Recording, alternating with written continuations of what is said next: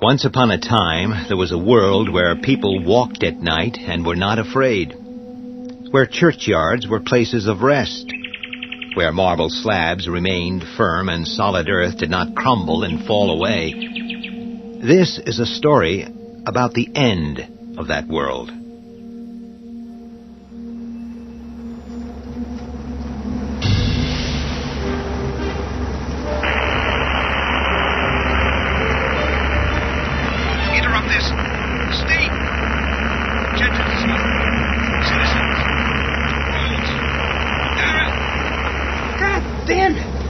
Driving for hours to find a crummy boneyard, and now even the radio dies. It could be the trees, Johnny. Maybe, they're blocking the waves or something. Well, excuse me. I didn't know I was in the presence of an electronics expert. Maybe you can use your vast knowledge of radio and navigation to find your old man's final resting place. Driving 200 miles to put the wreath on the grave of someone I don't even remember isn't my idea of a fun Sunday. Well, it's only once a year, and it makes Mom happy. I think we're almost there. I'm sure I recognize this place. Did you understand what that guy was talking about on the radio? Something about an emergency? Yeah, big emergency. Maybe they've run short of alfalfa. The cider's contaminated. Whatever it is, it's not going to change our lives any. We could drop dead right now, and no one around here would even notice.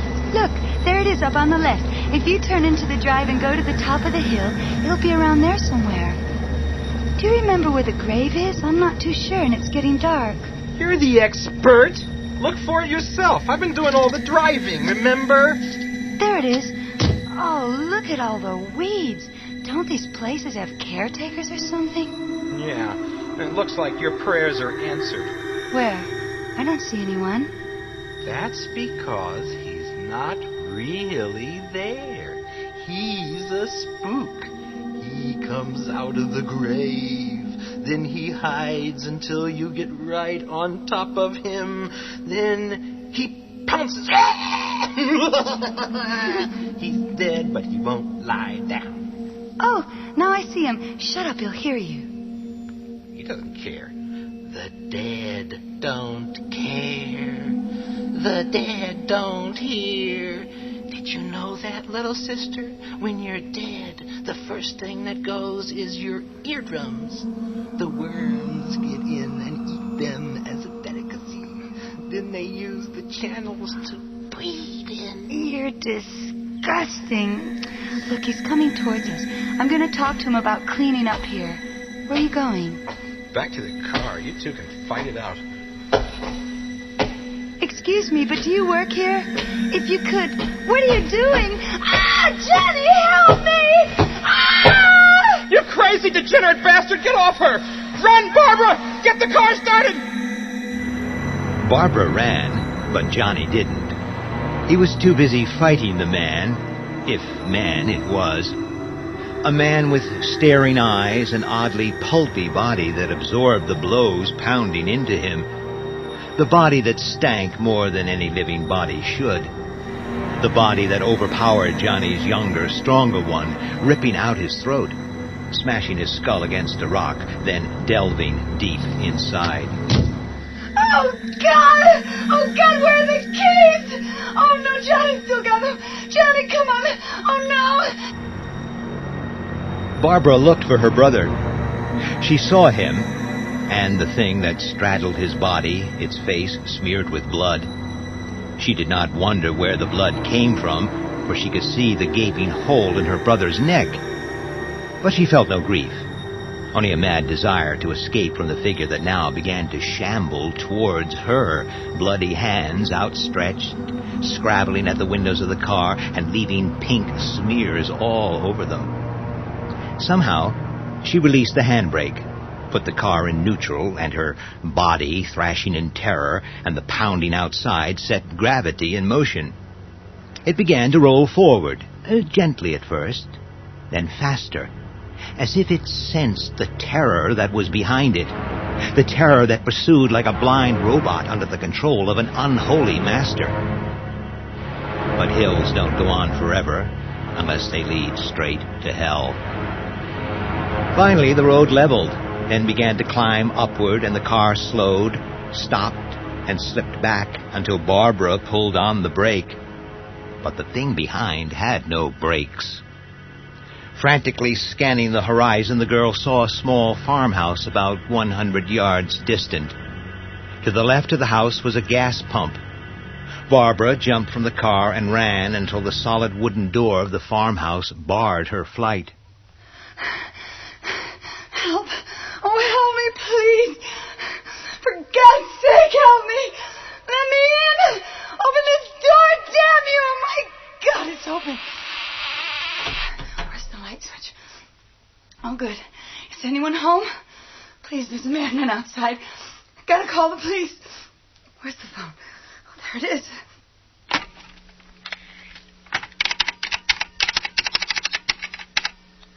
Hello? Hello? Why the hell don't you answer? Let's try the radio. It's dead! Is everything dead in this fucking place? Will somebody tell me what's going on?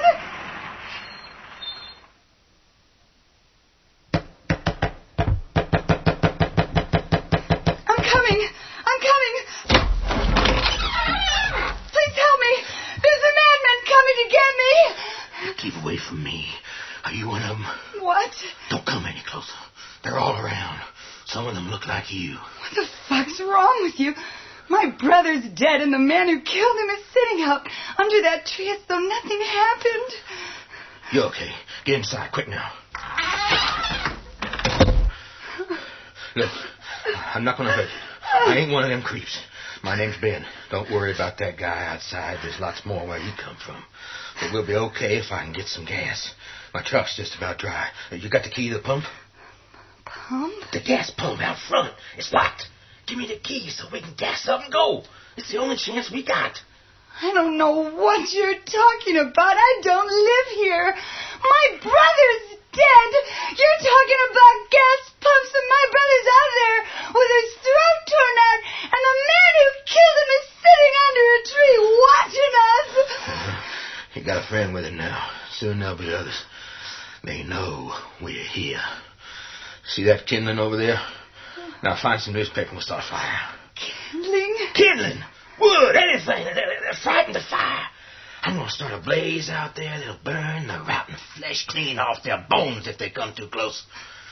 I'm going to get you! I'm going to get all of you, you filthy scum bastards! But who are they? Not who. What? Now turn on that radio and see if you can get some more news. Emergency Radio Network. Normal broadcasting facilities have been temporarily discontinued. Stay tuned to this network for emergency information. Your law enforcement agencies urge you to remain in your homes. Keep all doors and windows boarded shut. Use all food, water, and medical supplies sparingly. Civil defense forces are attempting to gain control of the situation. Stay near your radio and stay tuned to this frequency. Do not use your automobile. Remain in your homes. Keep all doors and windows locked. Okay. Forget about the gas for a while. We're going to have to hole up here for a bit. Now snap out of it and help me barricade these doors and windows, will you? I'm going to bust up every bit of furniture I can find, and you look for a hammer and some nails. What's your name, anyway? Barbara. All right, and Barbara, I know you've been through a terrible time, but you got to put it out of your mind for now. Take a look under the kitchen sink for the hammer while I see to the furniture. Our broadcasters will convey information as received from Civil Defense Headquarters. This is your Civil Defense Radio Network. Normal broadcasting facilities have been temporarily discontinued. Stay tuned to this wavelength. Oh, the goddamn radio starting to repeat itself. Kind of hammer and nails? There's a hammer and a jar full of nails. Good girl. Now bring them over here and hand me the nails while I work on this window. Lucky this place ain't too big. What are those things out there? Don't rightly know. And they're not human, that's for sure. Might have been once, but no more. No, sir. Give me a couple more nails. All I know is I was out of town on my job, and I was waiting at the station to get home to see my kids. Only the train didn't show. And I waited. No one seemed to know what was going on, so I started to hitch. Okay, that's fine. Now over to the next one. Anyways, no one would pick me up. But, well, that ain't surprising, because folks don't pick up like hitchhikers, do they? Then I get to this little town, and it's all wrong somehow. Looks like the plague's hit it, only no plague I know leaves people all tore up and bloody. Then I pass a diner, and I hear radio blasting, and I know I gotta get me home as quick as possible to my 2 boys. And their ma's dead, and all they got is me and my mother. So I seen this pickup truck, and a guy lying beside it with his head pulled off, and his keys are still in ignition. So I take off like a bat out of hell, and things I see along the way, I ain't gonna tell you about. Okay, let's do the door now. And I get to this town here, just over the other side of the hill, but I'm nearly out of gas, and I see a Sunoco station, nice and handy. But before I get to it, I have to pass another diner. And there comes a big gasoline truck roaring out of the parking lot. Damn near knocked me off the road. And there's about 10 or 15 of those things clinging on to it. And some of them are reaching into the driver's cab, and one of them has his arms around the driver's neck, and the truck goes clear across the road, right through the pumps, and boom! Everything blows. One big bang. I'll keep them out. Let's do the back of the house now. We'll leave the upstairs. There's no overhanging trees, and they don't seem to be able to climb. Where was I? Oh, yeah. The things still on the truck are blazing, and the rest are shuffling away as though they're scared of fire. And the driver, poor bastard, he can't get out of his cab, and he's screaming because he's being cooked alive. And you know, I never thought I'd say this, but it's a better way to go than being caught by those things. Then I take another look at the diner, and I see all its windows broken, and the door off the hinges, and all the cars still parked outside. And I knew those things were in there. Only it wasn't the food they were after. Least of all, not the sort you and me eat.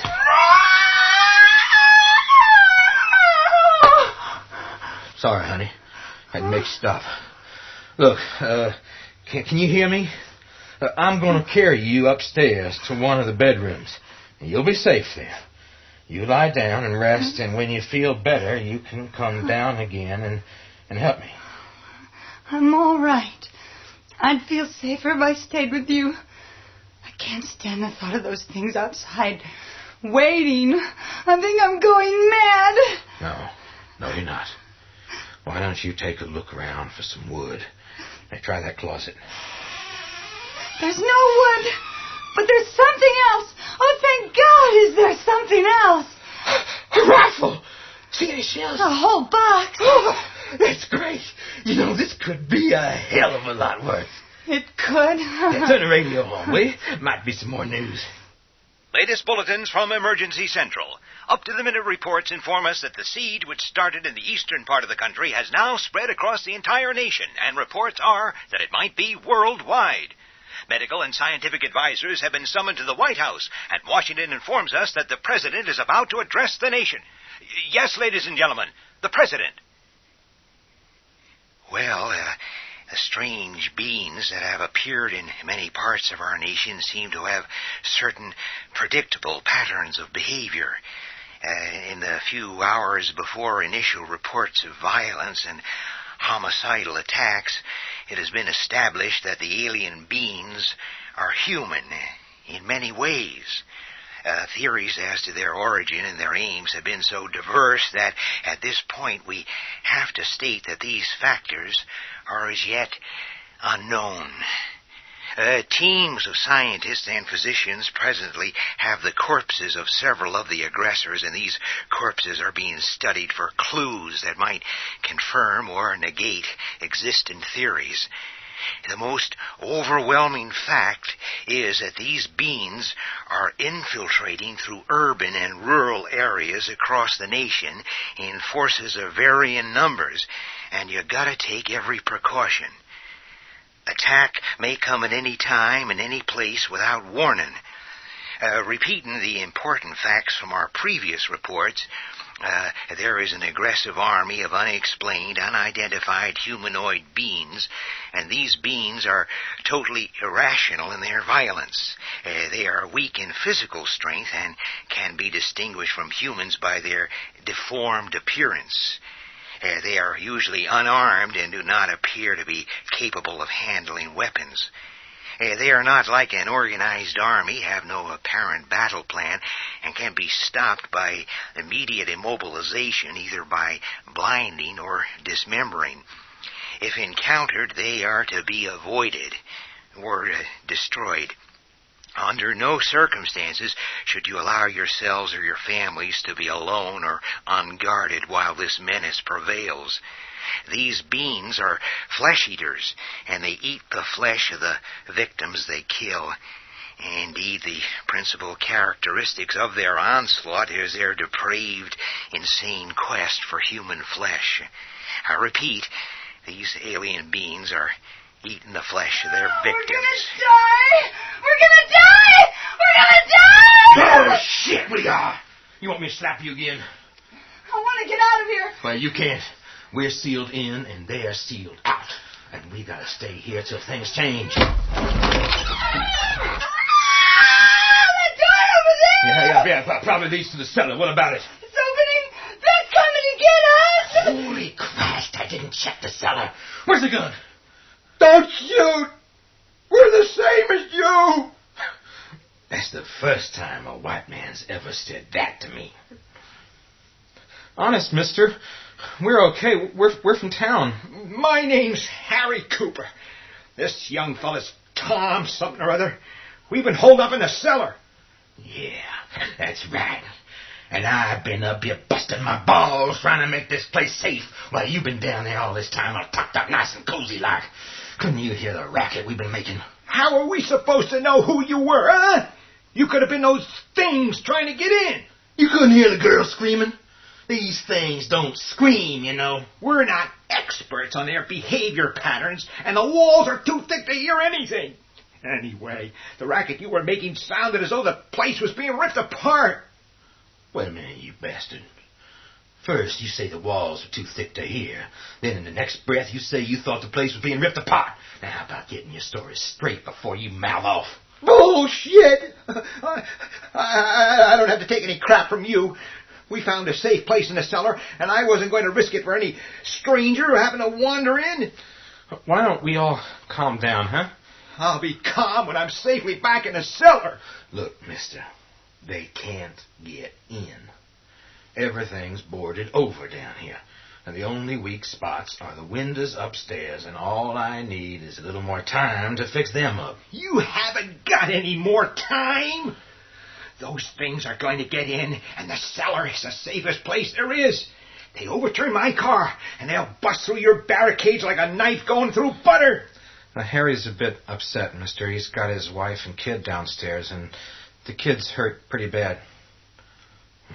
Sorry about that. I still think we're better off up here. They'll get us up here. They turned my car over. You keep saying that. They don't have any strength, I tell you. I've already killed 3 of them. Any 4 or 5 normal people can overturn a car if you let them. That's my whole point. There's going to be more than 3, 10, 20, 30. Who knows? This place is going to be crawling with them. Man, you're a real little Mary Sunshine. That many and we don't stand a chance, period. This is still the best place. Now, say you go back down the cellar. That leaves you with just 1 door to defend. Well, great. But that works both ways. It's your only way out, too. What are you going to do if they come down the stairs 10 at a time? You got a flamethrower handy by any chance? Up here, we've got at least some options open. Keep the cellar as a last resort if we can't fight them off up here. That makes sense, Mr. Cooper. Let's stay up here. You stay the hell where you like. I'm going back down there, and I'm going to bolt that door behind me, and it doesn't get unlocked again until the National Guard tells me to open it. Why is everybody arguing? What's the matter with her? Why, you, for one. How are you going to know it's the National Guard?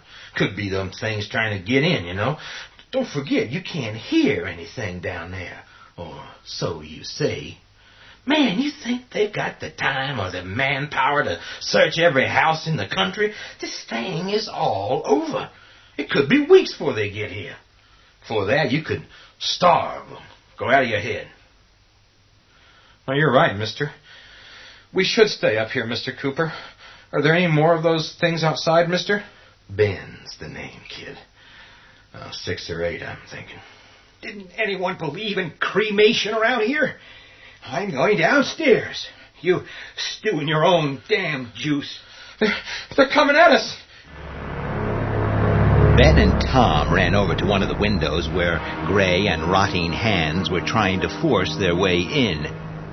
Ben slammed the heavy rifle butt down on the groping fingers. Oblivious to the pain, they continued to scrabble at the wood, trying to rip it free from the nails that held it to the frame. Then, a face replaced the hands, or part of a face, for rotting flesh hung down in shreds, exposing the cheekbones while one dead eye dangled down the face on a string. Ben fired the rifle point blank, and the head sailed away, leaving the torso to crumble on the ground. But another took its place. The gun roared again, and a huge hole was blasted in its upper chest, but it merely staggered, then moved forwards, the moonlight glinting through its torso, exposing things that should never be seen by man. Ben fired again, smashing its hip. The thing went down awkwardly, tried to rise, fell again, and began crawling in aimless circles. The rest of the things retreated to the trees. Filth! Harry? Harry, are you all right? What's happening up there?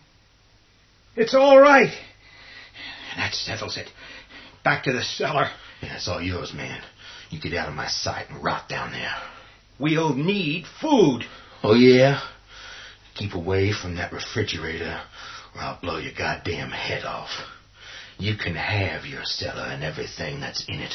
This floor and upstairs is my territory, and everything here, from the food to the radio, is mine. Now get the fuck out of here. Tom, this man is crazy. Are you going to let him get away with it? We have a right to food. I'm staying up here. You can too. I've got a wife and sick kid down there. Yeah. Well, I feel sorry for them, you know. They've got to depend on a dumb, gutless wonder for a man. Well, that's okay.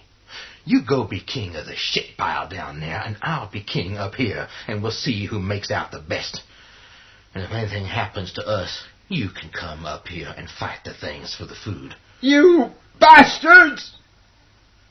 Send Judy up when you go down. She'll want to be with me. Well, who's Judy? My girlfriend. Jesus! Another one! Why didn't you say she was down there? Well, you didn't give me much of a chance.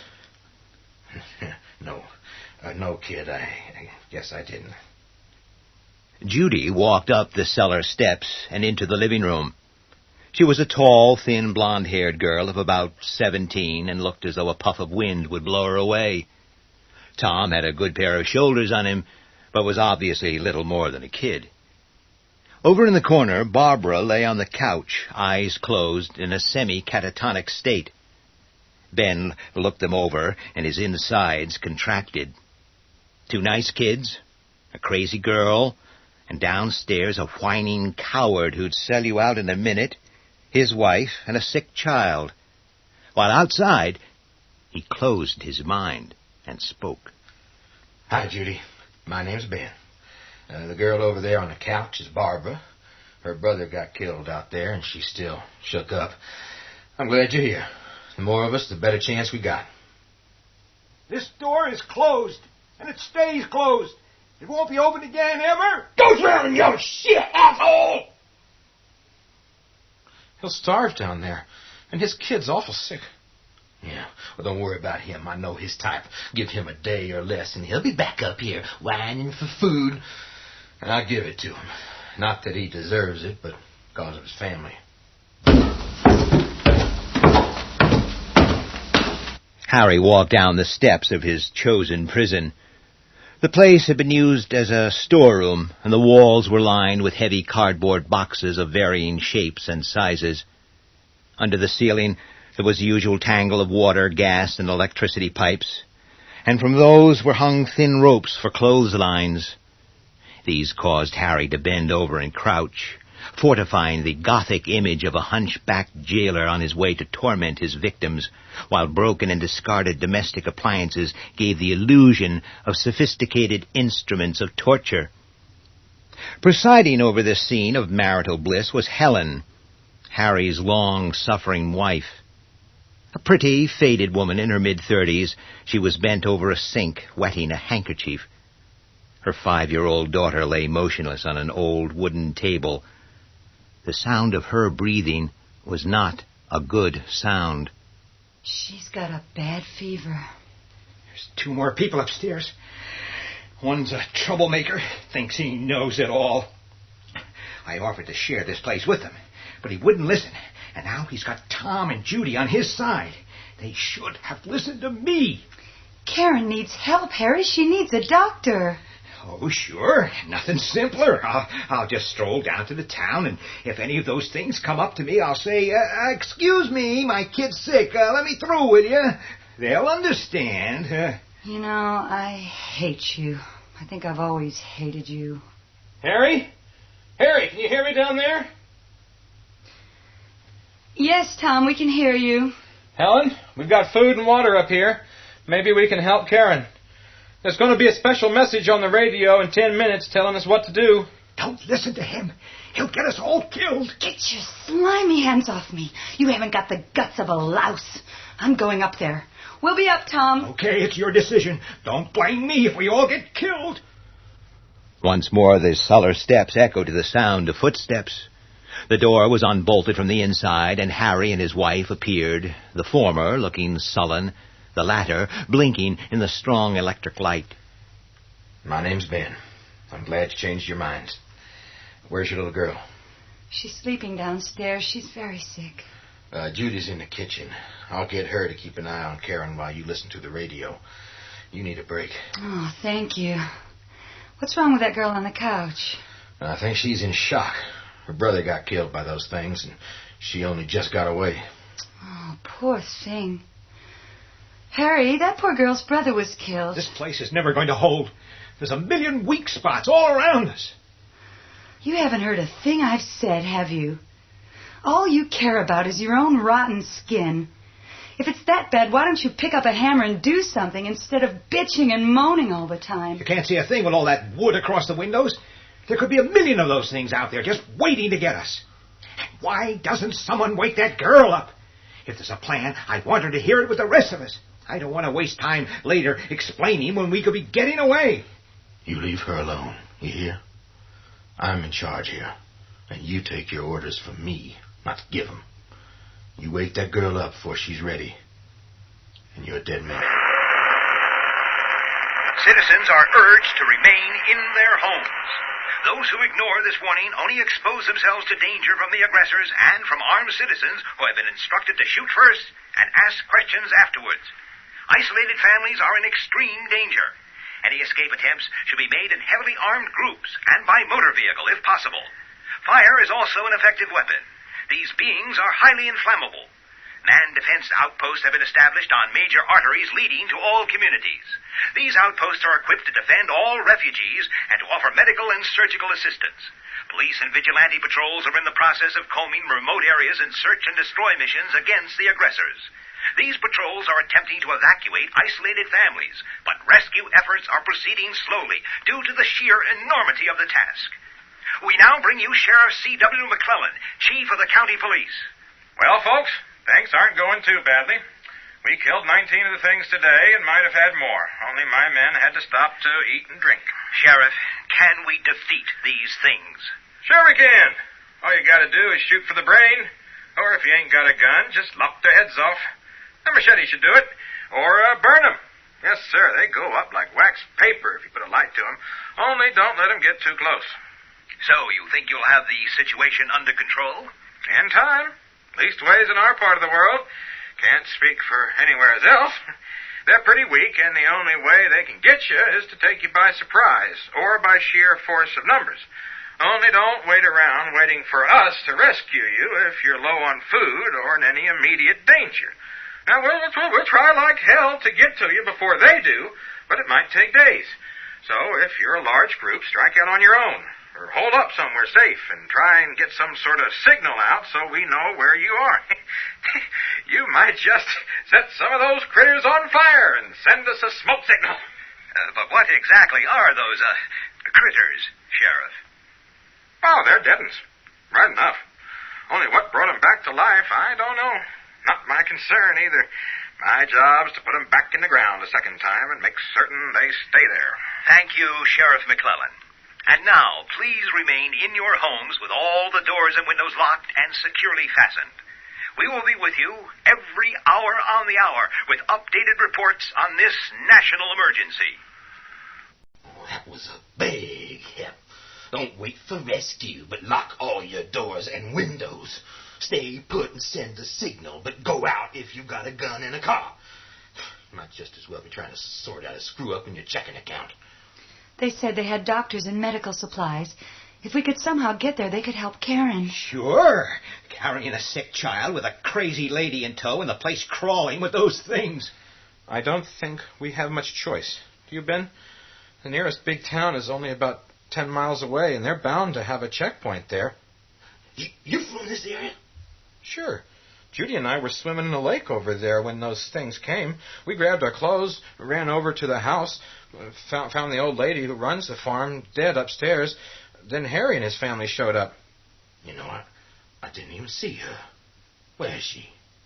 Oh, in one of the bedrooms. Pretty chewed up. She had a 10-year-old grandson, but there's no sign of him. Same age as my oldest boy. What? Nothing. Well, that settles it. We go. And I say we stay till the cops come. Mister, I have never wanted to bust anyone in the mouth as bad as I want to bust you. Your kid's sick and you want to stay here. It's murder to go out there. We'll be dead after 50 yards. Yeah, not in my truck we won't. You got a truck?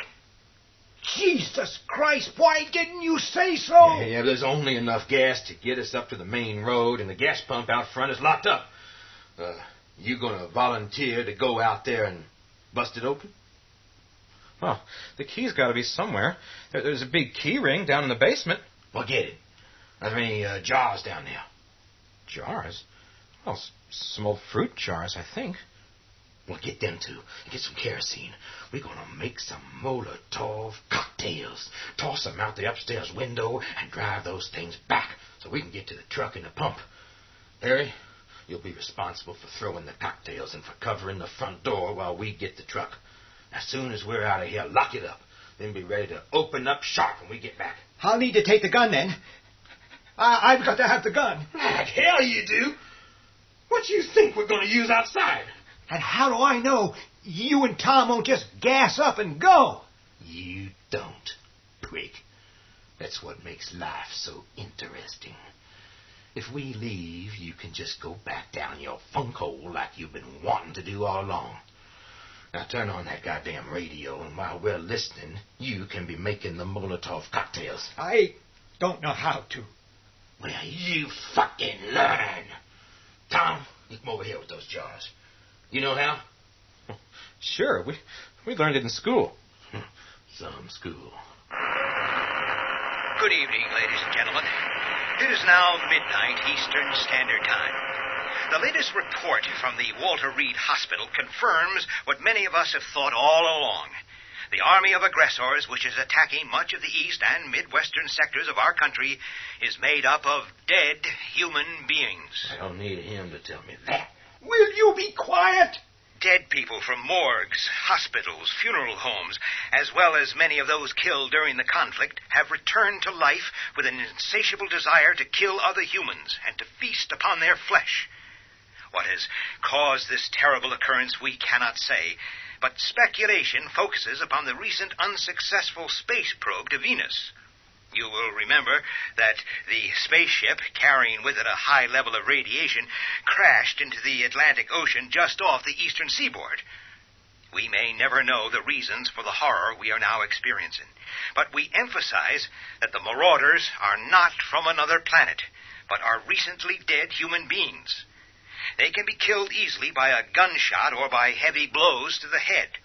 We also warn you that anyone who dies as a result of being attacked by one of these creatures may also come back to life with the same predatory instincts. The disease is communicable through open wounds, bites, or scratches. Anyone who dies during this emergency must be decapitated or cremated immediately. Harry, where's Helen and Judy? Downstairs with Karen. How'd your kid get sick? She was bitten on the arm by one of those things. You or Helen better stay with her at all times. And you've got to tell Helen what to expect and what we've got to do if she doesn't pull through. You can't do that to her. Well, you heard the radio. If she dies, she won't be the kid you both loved. She'll be a monster. Tom, ask Judy to come up here and keep an eye on Barbara. Harry, you go upstairs and start tossing those Molotov cocktails out the open window. Only don't hit the truck. Once you've got a wall of flame going, you come back running downstairs, and as soon as me and Tom hear you, we'll hit the door. Now, you hang on to that pitchfork in case some of them try to get through. Then make sure the door is closed and barred again. As soon as you hear us drive up to the house, open the door pronto, you hear me? And get all the women ready to make a run for it, huh? Harry climbed the stairs with a box of Molotov cocktails and opened the window on the landing. As he looked out, he saw groups of the dead things huddled all over, like idlers hanging outside an employment exchange. Some were around the truck. Others were standing in the clumps of trees. Viciously, he began to light the Molotov cocktails and hurl them with all his strength through the window. They burst on the gravel path and the grass beyond, flames illuminating the things as they drew back, moaning softly. Some of the kerosene splashed on them, and their bodies flared like dried Christmas trees. While Harry was busy upstairs, Ben and Tom worked feverishly on the door, prying the wood away from the nails as quietly as possible so as not to alert the things outside. Finally, the last barricade was lifted, and soon after they heard Harry's running footsteps on the stairs. They darted out, and Harry reached the door, but not in time to stop a panicked Judy who ran after Tom. Harry knew his duty. He slammed the door shut, in time to see Judy's path blocked by two of the ghouls. By now, Tom had clubbed his way to the truck, climbed into the cab, and was trying to start the engine. Alerted by Judy's screams, Ben turned and drove the stock of his rifle butt into their skulls, grabbed the frightened girl, hurled her into the cab, then jumped into the flatbed. The engine fired, and the truck rocked across the uneven ground and screeched to a halt against the pump. Tom leapt out and fumbled with the lock, but seeing the creatures almost upon him, Ben shoved him back and smashed the lock with his rifle, releasing the gas which spurted in all directions. Picking up the hose, Tom crammed it into the gas tank, spilling a generous sample on the ground, while Ben continued to fight off the invaders. Neither of them saw the dying flames from the Molotov cocktails spring into life as they sped across the gas-soaked ground, then leap across the rear fender of the truck. Tom's awareness came from the sudden rush of heat on his back. He yelled, turned and jumped into the cab and gunned the engine, a terrified Judy clinging to him. Ben, knowing that the only escape route was back to the farm, started to run, swinging his gun like a club, head high. Peering through the barricades inside, all that Harry could see was a running man surrounded by misshapen figures and the truck, by now a fiery comet, speeding away into the distance. Suddenly, it exploded in a ball of flame, incinerating its two passengers. Harry, by now wild with terror, abandoned the locked front door and headed for the cellar. Outside, 3 ghouls were trying to claw their way in, and Ben quickly pulped their heads like a child demolishing toadstools with his foot. Finding the door locked, he retreated several paces, then hopped towards it, using one leg like a battering ram, and smashing his way through, just in time to see Harry opening the cellar door. Get over here and help me fix this door! Now, you sit in. Next time you pull something like this, I'm going to throw you outside and feed you to those things. Except that you're too rotten for even them to eat. Helen, come out of the cellar. Tom and Judy are dead. We're stuck here. Good evening, ladies and gentlemen. It is now 1 a.m. Eastern Standard Time. For the first time, we are seeing signs that the authorities are beginning to get things under control. Civilian personnel working in conjunction with the National Guard have reestablished order in most of the affected communities, and while curfews are still in effect, the intensity of the attack is abating. Law enforcement agencies are predicting a return to normality within the week. However, until then, vigilance must be maintained. We must decapitate and burn all corpses. And now a few words from Dr. Lewis Sanford of the local county health department. Dr. Sanford, can you give us any reasons for this phenomenon? We really can't explain it at present. That's not to say that we won't have an answer for you sometime in the near future, but so far our evidence is inconclusive. But what about the Venus probe? Well, what about it? You know as much as I do, and I'm really not qualified to comment on it one way or the other.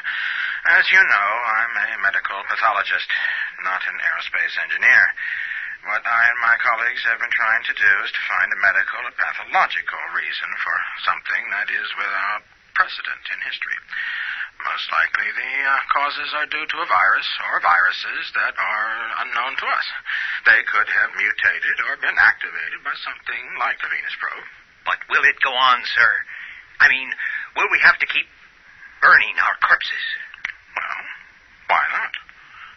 Much the most sanitary way of disposing of the dead should have been mandatory years ago. But again, I don't know. It could be that the diseased organisms that cause the horror are short-lived. They may die off quickly or be a mutant breed incapable of reproduction. We're hopeful that this will be the case. But those of you at home listening must decapitate and burn any corpses that might still be lying around. If they are inside the home, just put on some gloves, drag them outside, and put them to the torch. Thank you for those reassuring words, Dr. Sanford. And now, until our next broadcast in 1 hour, here is some music. Shit! All the lights have gone out. Where's the fuse box? Downstairs. There's a flashlight on the stairs. I've got to get that gun, Helen. We can go to the cellar. You've got to help me. He's already beaten you up. Next time he'll kill you. Haven't you done enough damage already? I haven't done any damage. It's him. He's already got 2 people killed. If only I could get my hands on that gun. Well, fuses are okay. Power lines must be down. I've left the flashlight at the top of the stairs. Helen, why don't you go down and see your daughter? Her breathing sounds kind of strange. They're trying to get in again. Harry, give me a hand over here. Sure. I'll give you a hand. What are you doing with the gun, man? Help me keep these things out. You keep them out, big guy. Oh, you're not so brave without your gun, are you? I'm going to the cellar, and I'm taking Helen and that zombie girl with me. And you can stay up here, and I hope they get you quick.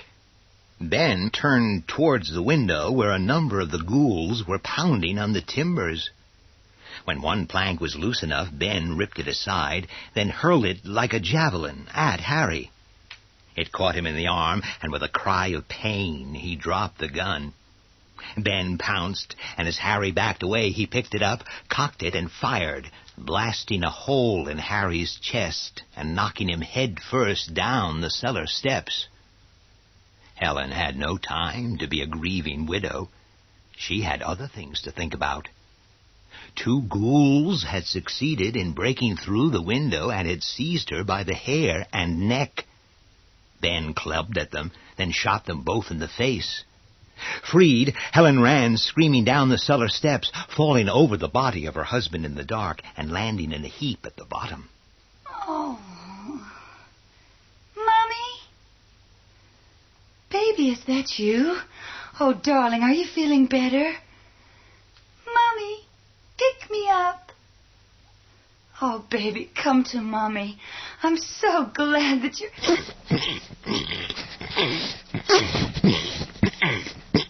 Oh! Oh, Karen! No! Please! Karen wasn't feeling better. Karen wasn't feeling anything at all, except the lust for warm human flesh, for she was dead. Her mother's fall had interrupted her as she was chewing through her father's arm, but she had always liked her mother better anyway.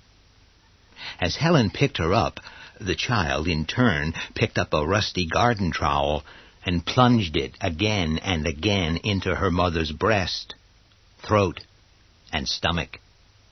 She continued long after Helen's screams had ceased, until the flesh was a ragged ruin. Then, contentedly, she dug her hands into the gaping wounds and began to feast. While upstairs, Ben was fighting like a madman. The barricades were crumbling under the onslaught of 50 or so ghouls. Barbara, shocked into consciousness again, was fighting alongside him. One ghoul sank his teeth into her neck until Ben blew off most of his head. Part of its face and jaw still remained embedded in her flesh, and, quite mad now, she ran screaming from the room, straight into the path of a group of undead who were advancing towards her. They fell upon her, ripping and tearing as they dragged her outside. She fought on automatically until she looked dead into the face of her brother Johnny, who had his fingers locked for the kill. Mercifully, her brain cut out, and seconds later her body followed as she was engulfed. There would be nothing left of her to be reanimated. Ben, outnumbered, retreated slowly towards the cellar. From behind, he felt hands clawing at his legs, looked down, and saw the bloody face of Karen.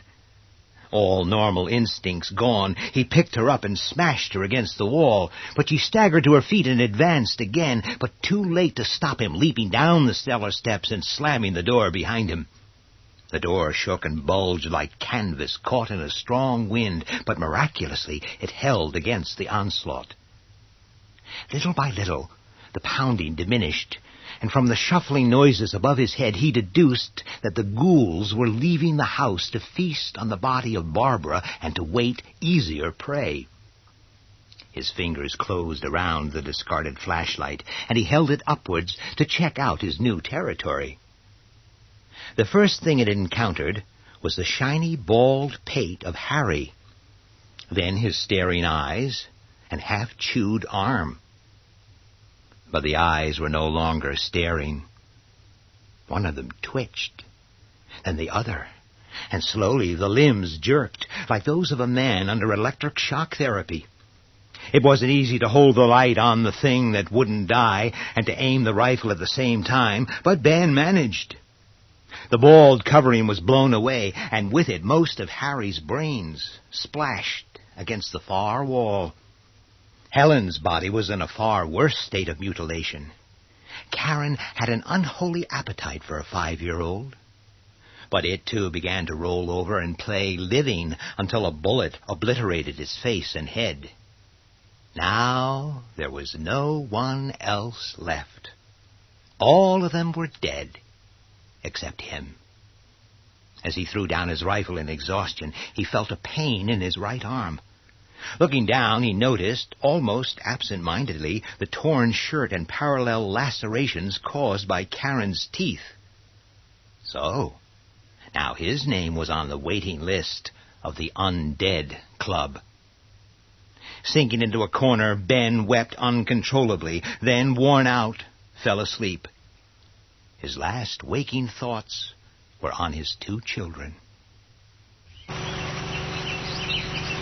Hey, Sheriff, how many more places we got in this area, huh?